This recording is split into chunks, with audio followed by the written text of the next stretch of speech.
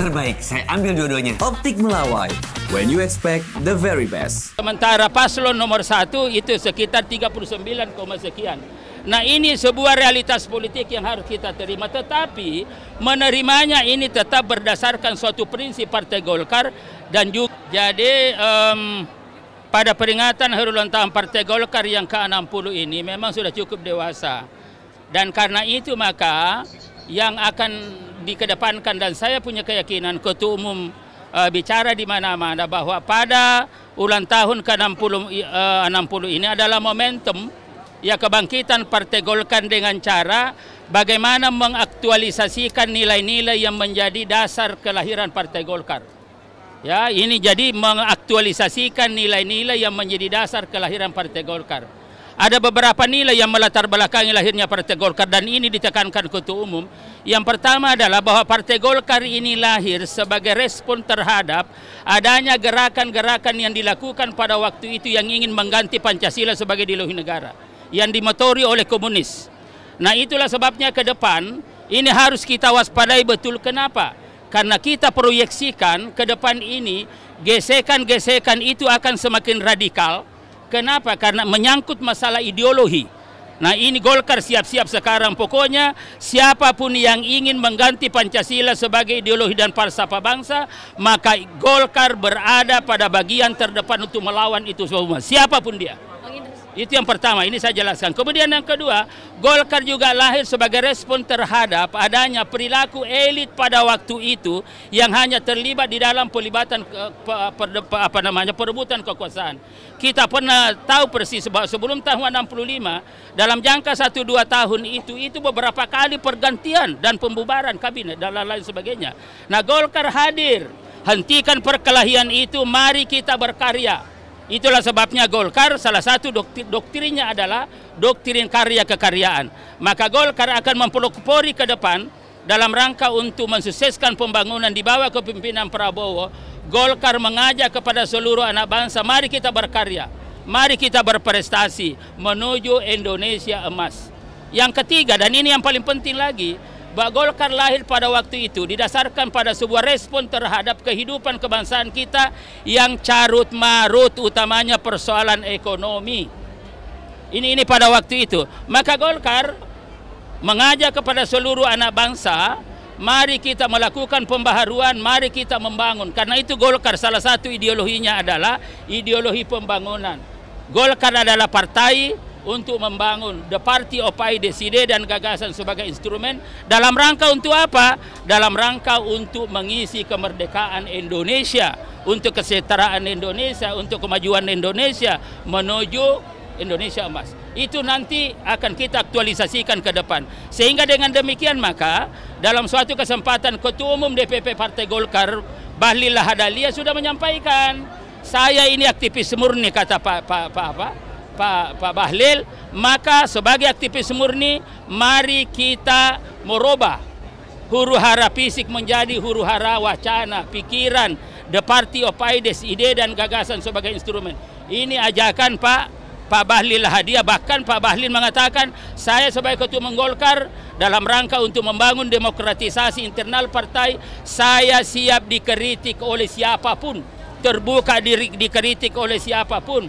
Yang penting kritikannya itu adalah konstruktif, objektif, faktual, ya, dan untuk kemajuan bersama. Ini luar biasa Pak Ketua Umum, Pak Bahlil, itu ajakannya. Bang Idrus, ini kan di ulang tahun Golkar ke-60 Bang. Ini mungkin ada kado dari, untuk Golkar, misalnya nih kemarin Pak Jokowi kan habis dipecat dari PDIP. Mungkin nanti kadonya untuk Golkar Pak Jokowi bergabung gitu Bang? Jadi sekali lagi saya ingin mengatakan bahwa Partai Golkar dia adalah partai terbuka. Ya, jadi katakanlah kalau dalam perusahaan itu adalah go public. Dan Golkar ini adalah partainya rakyat, terbuka untuk siapa. Tidak ada pemegang saham yang dominan di sini, semua sama. Hak kewajiban sama. Contoh, Bahlil Lahadalia adalah orang Papua, anak kampung. Ini mohon maaf saja, itu lahir dari sebuah proses yang sepatutnya miring-miring, tapi hari ini jadi Ketua Umum Partai Golkar. Ini kan luar biasa. Artinya ke depan ini, karena partai terbuka, siapapun yang mau masuk Golkar, alhamdulillah kita terima secara terbuka, ya, dengan catatan niat yang sama untuk membesarkan Partai Golkar, niat yang sama untuk memperkuat posisi Golkar sebagai partai utama di Republik ini dalam rangka menentukan arah pembangunan ke depan untuk Indonesia maju menuju Indonesia Emas 2045. Zaman Pak Ibu sebagai sekjen pernah mencanangkan Indonesia Sejahtera 2045, ini apa masih relevan di perjuangan? Justru itulah jadi inti daripada Indonesia Emas itu adalah Indonesia Sejahtera. Semua kita menuju Indonesia sejahtera. Tujuan kita bernegara salah satu diantaranya adalah sejahtera. Ya kalau kita tidak sejahtera itu rawan. Apabila tidak terpenuhi kebutuhan-kebutuhan rakyat yang mendasar kesejahteraan, pasti terjadi gejolak. Dan oleh karena itu di dalam pembukaan Undang-Undang Dasar 1945 alinea keempat kan di situ dikatakan. Jadi kesejahteraan sosial, kesejahteraan rakyat, dan ini yang menjadi inti. Dan itulah sebabnya dulu ketika Golkar dipimpin Abu Rizal Bakri sebagai ketua umum dan saya selaku sekjen, memang kita sudah canangkan bahwa Indonesia Sejahtera 2045 yang menjadi inti dan cita-cita Indonesia ke depan mensejahterakan rakyat. Bukan hanya relevan, justru ini yang menjadi inti kehidupan kita berbangsa dan bernegara. Bang, dua elit Partai Golkar kan Pak JK dan Pak Habib Marsono kan ini kan bertiga di PMI. Apakah di hari ulang tahun ini akan dicoba dimediasi, Bang? Jadi ini kan mantan-mantan ketua umum seperti itu. Tahulah yang baik, ya pasti ada nilai-nilai Partai Golkar. Nilai-nilai Partai Golkar yang salah satu diantaranya itu adalah solidaritas sosial, kebersamaan, distribusi posisi, distribusi pesan dan lain-lain sebagainya. Dan karena itu kalau ada hal-hal seperti itu adalah sebuah dinamika. Tetapi catatan kami sebagai generasi berikutnya adalah berikanlah contoh yang baik kepada generasi ini. Ya berikan contoh yang baik. Nah, apakah itu contoh yang baik? Menurut kami itu adalah contoh yang tidak baik, yang tidak boleh kita contoh, karena itu tidak mencerminkan nilai-nilai Partai Golkar. Mestinya kalau sesama kader Golkar dari awal bicaralah dengan baik. Ya, jangan terjadi seperti itu dan apalagi terjadi tuntut-menuntut sampai kepada hukum. Sekali lagi, cara-cara seperti ini tidak mencerminkan nilai-nilai Partai Golkar dan tidak patut dicontoh oleh generasi-generasi pelanjut Partai Golkar. Apalagi? Bang, terakhir soal ini Bang, RK yang kemarin batal gugat ke MK ya Bang. Ini sebenarnya dari DPP gimana sih Bang? Jadi sekali lagi begini, jadi memang begini. Dalam rangka penentuan format paslon kemarin itu Partai Golkar berada di suatu posisi kita kepentingan bagaimana Partai Golkar ini mengajukan calon-calonnya. Tapi di sisi lain tentu kita tidak lepas juga dari kepentingan-kepentingan bagaimana soliditas ya koalisi Indonesia Maju yang kemudian sekarang menjadi kabinet merah putih. Nah, oleh karena itu dalam rangka kepentingan-kepentingan itu pasti terjadi satu tarik-menarik kepentingan. Dan Partai Golkar dalam beberapa hal itu mengalah untuk kepentingan ya koalisi Indonesia Maju, termasuk DKI Jakarta misalkan. Nah, di dalam proses yang terjadi ternyata ya hasil ya Pilgub DKI Jakarta ya faktanya paslon nomor 3 yang mendapatkan suara 50%,07. Sementara paslon nomor 1 itu sekitar 39, sekian. Nah, ini sebuah realitas politik yang harus kita terima, tetapi menerimanya ini tetap berdasarkan suatu prinsip Partai Golkar dan juga arahan Pak Prabowo adalah untuk membangun Indonesia ini kita berbasis asas kebangsaan, asas kekeluargaan, asas kebersamaan. Sehingga kalau kita terikat ini sebenarnya siapapun yang nanti akan maju, itu yang penting adalah kita memiliki visi yang sama untuk membangun Indonesia. Yang tentu secara nasional dipimpin oleh Prabowo Gibran itu.